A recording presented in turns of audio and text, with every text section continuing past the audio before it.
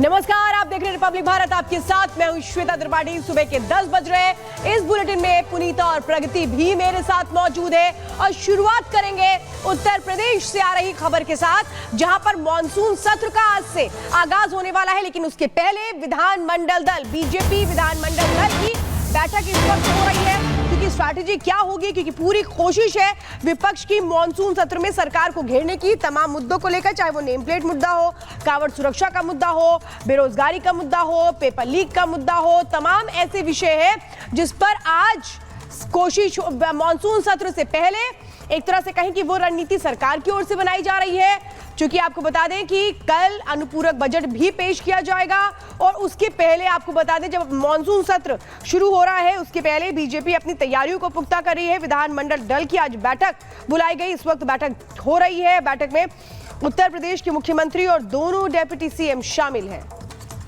बिल्कुल, देखिए तस्वीर भी हम लगातार आपको दिखा रहे हैं। विधानमंडल की जो बैठक है वो शुरू हो चुकी है और ये दो तस्वीरें आपको दिखा रहे हैं। पहले देखिए बैठक हो रही है, रणनीति इस बैठक में तैयार की जा रही है। दूसरी तस्वीर आपको दिखा रहे हैं, थोड़ी देर में मॉनसून सत्र की भी शुरुआत हो जाएगी और ये मॉनसून सत्र काफी अहम इसलिए भी क्योंकि अनुपूरक बजट पेश किया जाएगा। इसके अलावा भी विपक्ष हमलावर हो सकता है।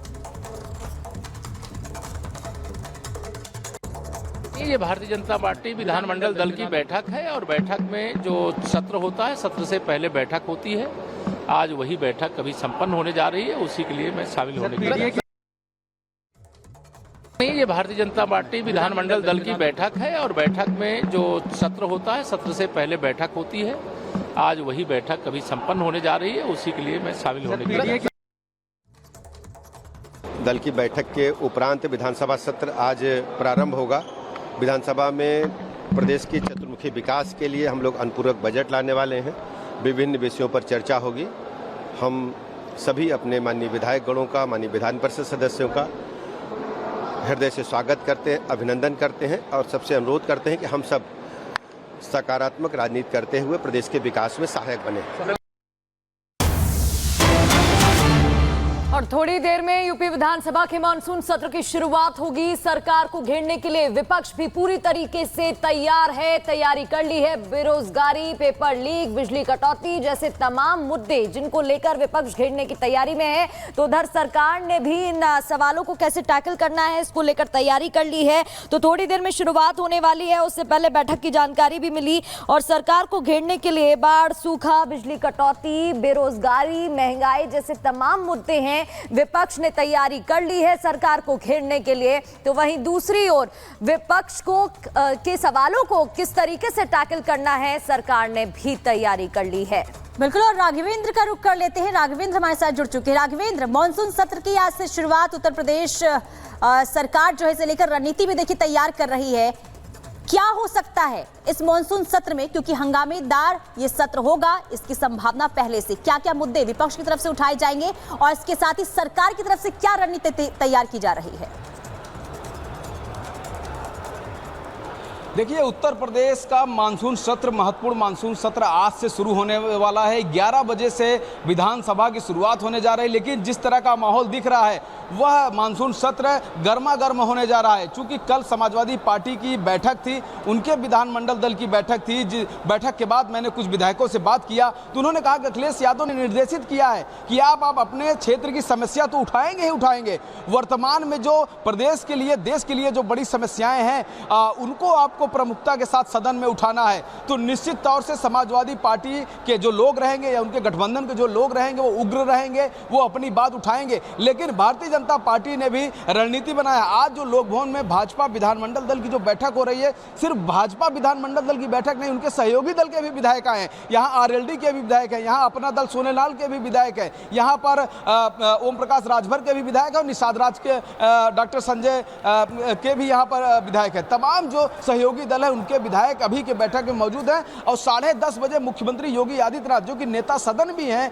वह विधानसभा में बयान भी देंगे और मीडिया से बातचीत करने के बाद वह सदन में, यानी कि वहां पर विधानसभा में भाग लेंगे कार्यवाही में। लेकिन पूरी तरह से कहा जा रहा है चूंकि सत्र जो है सिर्फ 4 या 5 दिन का है और उसी में अनुपूरक बजट भी है और तमाम जो औपचारिकताएं हैं वह भी इन्हीं 4-5 दिनों में होनी है। लिहाजा विपक्ष जो है इस मौके को छोड़ेगा नहीं और नजर बनाए रखिएगा इस पर। ज्यादा अपडेट भी आपसे लेते रहेंगे। आगे बढ़ते हुए आपको बता देते हैं कि नेता प्रतिपक्ष की नियुक्ति के बाद कहीं ना कहीं समाजवादी पार्टी के लिए यह फैसला अब गले की फांस बनता जा रहा है। वहीं दिन भर पीडीए का राग अलापने वाले अखिलेश यादव पर इसे करने का आरोप लग रहा है। कहा जा रहा है कि कहीं ना कहीं उन्होंने भेदभाव किया है। रिपोर्ट देखिए।